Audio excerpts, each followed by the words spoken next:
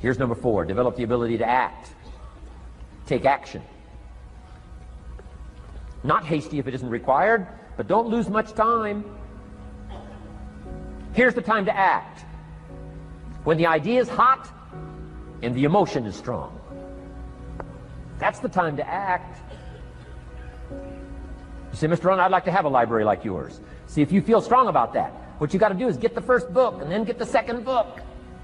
Before the feeling passes and before the idea gets dim, action pronto, action immediate, action as soon as possible.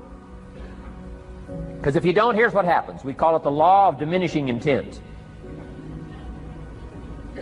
We intend to when the idea strikes us. We intend to when the emotion is high. But now if you don't translate that into action fairly soon, now the intent starts to diminish. And a month from now it's cold. A year from now, can't be found.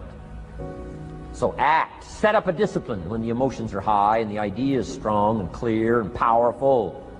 That's the time to set up the discipline. Somebody talks about good health and you're stirred. Say, right, I need to get a book on nutrition.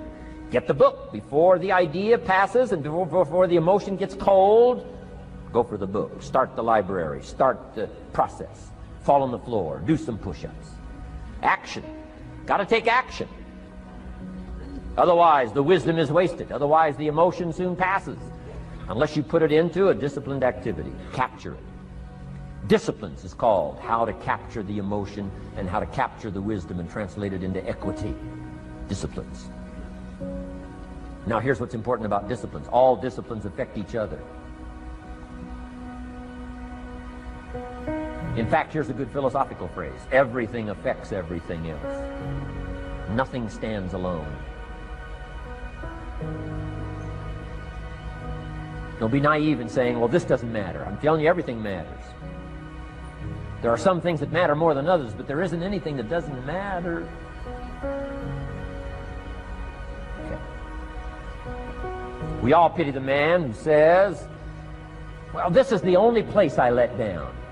Not true. Key to take home. Every letdown affects the rest of your performance. Every letdown affects the rest. This is part of the educational process on personal development. If you don't take the walk around the block, you probably won't do the apple a day. If you don't do the apple a day, you probably won't start building your library. If you don't build your library, you probably won't keep a journal, and you won't take pictures, and then you won't do this, you won't do wise things with your money, won't do wise things with your time, won't do wise things with your possibilities and relationships, and the first thing you know, 6 years of that accumulated, and we say you have messed up. So the whole key to reversing that process now is to start picking up these disciplines. Now here's the positive side. Every new discipline affects the rest of your disciplines. Every new one affects the rest. That's why action is so important. The least action, the smallest action. Take it. Because when you start accomplishing and the value starts to return from that one action, it'll inspire you to do the next one and the next one and the next one. You start walking around the block, it'll inspire you to get an apple. Get an apple, it'll inspire you to get a book. Get a book, it'll inspire you to get a journal. Get a journal, it'll inspire you to grow, develop some skills. All disciplines affect each other. Every lack affects the rest. Every new affects the rest. The key is to diminish the lack and set up the new. And you've started a whole new life process. Key. Also, one more thought on discipline. Here's the greatest value of discipline. Self-worth. Self-esteem. People are teaching self-esteem these days, but they don't connect it to disciplines. The least lack of discipline, and it starts to erode our psyche. One of the greatest temptations is to just ease up a little bit. Right? The slightest lack of doing your best starts to erode the psyche. Instead of doing your best, doing just a little less than your best. Sure enough. You say, well, it's just going to affect my sales. No, it's going to affect your consciousness. It's going to affect your philosophy. Now you've begun in the slightest way to affect your own philosophy. Here's the problem with the least neglect. Neglect starts as an infection.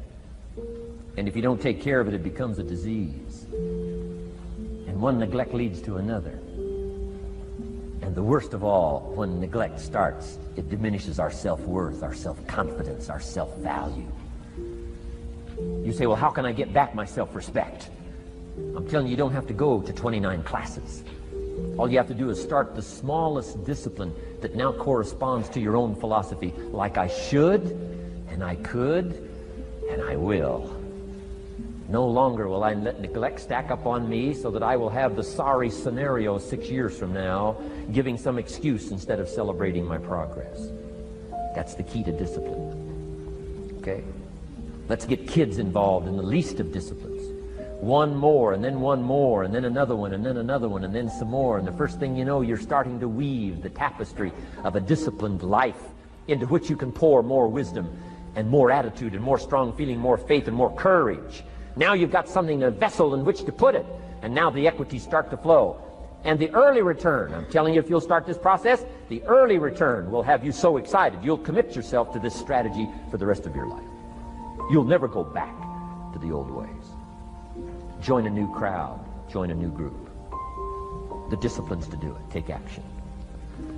I recommended the last time I was here the little book, Richest Man in Babylon, and I said I've lectured now to over 3 million people in the last 33 years, and I've recommended this little book to almost all of them, I think. Guess how many have actually gone and got this little book? Answer, very few. My best guess is 10%. Such an easy thing to do. In that last seminar, right, I suggested this little book, number one, is easy to find. Number two, it's easy to buy. The most you can pay for it, $6, $7, $8. You can borrow that from your kids. And number three, it's easy to read. It's in story form. That's why I use it for teenagers, teaching them how to be rich by 40, 35 if you're extra bright, much sooner if you find a unique opportunity. But if it's easy to find and easy to buy, and if it's easy to read, why wouldn't everybody go get it? We don't know. What do you know? You don't know. I don't know. Nobody knows.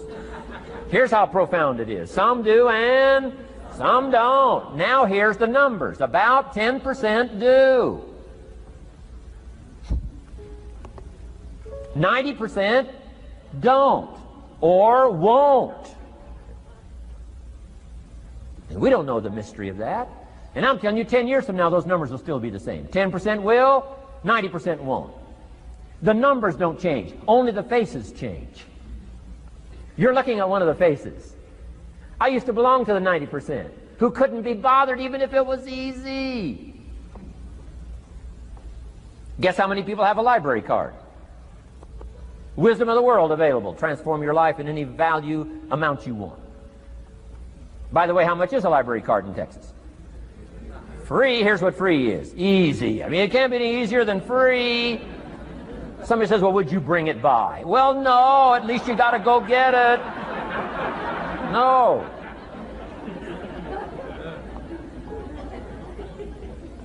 Wisdom of the world available. Transform your life spiritually, socially, personally, economically, and every other way. Teach you how to be rich and powerful and sophisticated and healthy, influential. How many people have a library card? Answer, 3%. 95, 97% couldn't be bothered. Guy specializes in happy hour, but he doesn't have a card. And now readily and quickly blames the government and blames his company and blames policy and blames the pay scale. When if he only knew, if he joined the 3%, here's my advice to you today. Walk away from the 97%. Don't talk like they talk. Don't act like they act. Don't go where they go. Don't specialize in what they specialize in. Throw away the blame list they cling to. Start you a new life. You say, well, is it as simple as getting a library card and join the 3%? And the answer is, of course. Of course. That's how easy this stuff is. This is so easy. It's so simple. It's not complex. You don't need a 2,000-year-old guru. You don't need multi-track affirmations. I'm telling you, don't. Affirmation without discipline is the beginning of delusion. Key. Don't let somebody sweep you into some contrary way to nature itself says, unless you labor. The miracle of the seed and the soil and the seasons and God and all the other stuff that's available, sunshine and rain, that's not available to you by affirmation. It is only available to you by labor. So labor well. Okay. Learn well. Discipline yourself well. And you can have all the treasures you want. This stuff's easy and simple. It's not ocean waves and seagulls. You don't have to move to Sedona, where all the force fields come together in Arizona.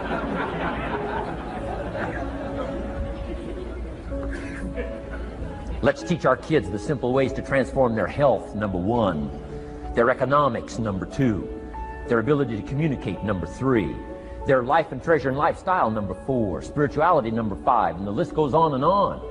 Let's not leave out any of the least of disciplines that encourage us to do the next one, to do the next one, to do the next one. First thing you know, this whole scenario for you is spinning up instead of out of control on the negative side. This is all you got to do. It's as simple as this. It's as simple as a start, committing yourself to life change. And once you start down this road, I promise you, you'll join the 10% and the 3%.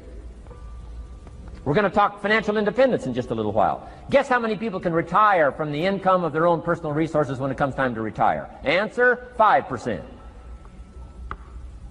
In the most independent country in the world, 95% are dependent, 5% are independent. Take charge of your own retirement.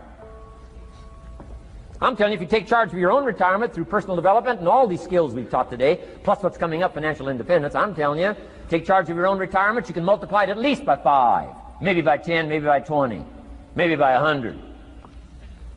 Let the government take care of it, some company take care of it, you got to divide by 5. Take charge of your own life, take charge of your own day, take charge of your own conversation, take charge of your own family, take charge of your own possibilities. And learn these skills, develop this kind of strategy, and I'm telling you, life will open up for you. Join the 3%. Join the 10%. Join the 5%. Walk away from the 95%. In our Leadership Weekend we teach, find out what poor people read and don't read it.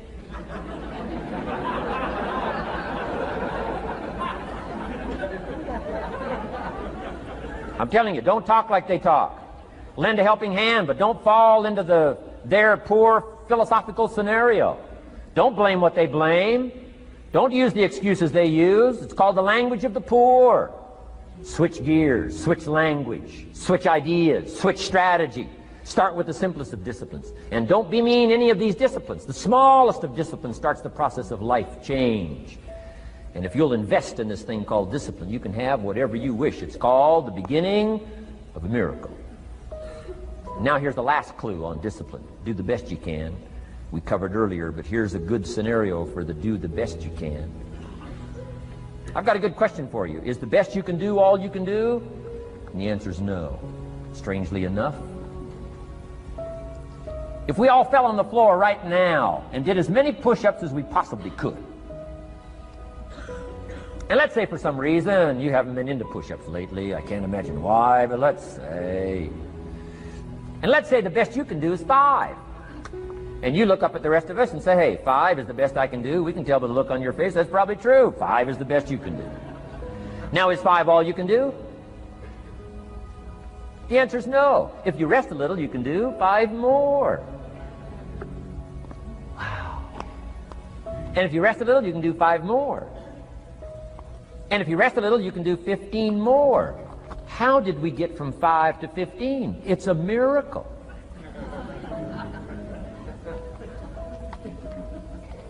And if you rest a little, you can do 15, rest a little, you can do 15, rest a little, you can do 20. How did you get from 5 to 20? It's a miracle. Did you know you can keep doing that? Do a little more, rest a little, do a little more, rest a little, and finally get up to 50 push-ups? Is it possible to get up to 50 push-ups? Of course. How do you go from 5 to 50? It's a miracle. How do you get a miracle going? Number 1, do what you can. Don't leave out what you can, from writing a letter to your mother in Florida. Start cleaning it all up. 2, doing the push-ups. Go from 5 to 50. It's a miracle. Number 1, do what you can. Number 2, do the best you can. Here's number 3, rest very little.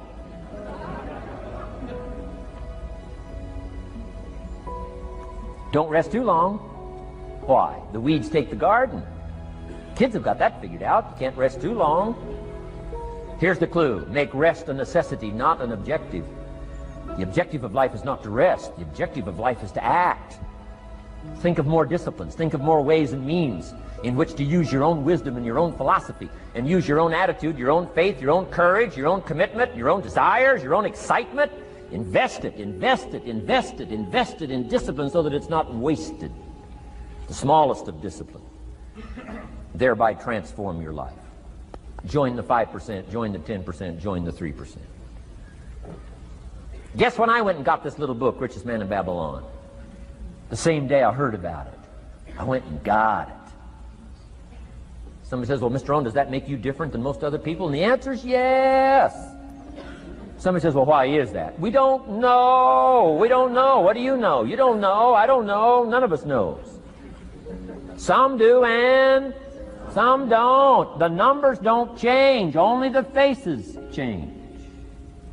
From those who get in on a seminar like this, listen to a dynamic sermon, read a book, listen to some cassettes, take seriously the next conversation of a friend who wants to level with you, and do something about it. And you can walk away from the 97% and not live there anymore. Because if you don't, the next 6 years of your life will be like the last 6. Mr. Shove said to me, Mr. Rohn, 6 years now you've been working. I'm telling you, the next 6 years of your life is going to be like the last 6, unless you take advantage and start making these personal changes. I made the changes, totally revolutionized my life. So take a look at the next 5 years of your life. It's going to be like the last 5, unless you change. And if you will change, everything will change. Join the 5%. 10 years from now, the numbers are going to be the same. But I'm telling you, some faces in this audience can change and start showing up in the 3% crowd, and the 5% crowd, and the 10% crowd, and thereby dynamically affect your life and your future. Develop these strengths.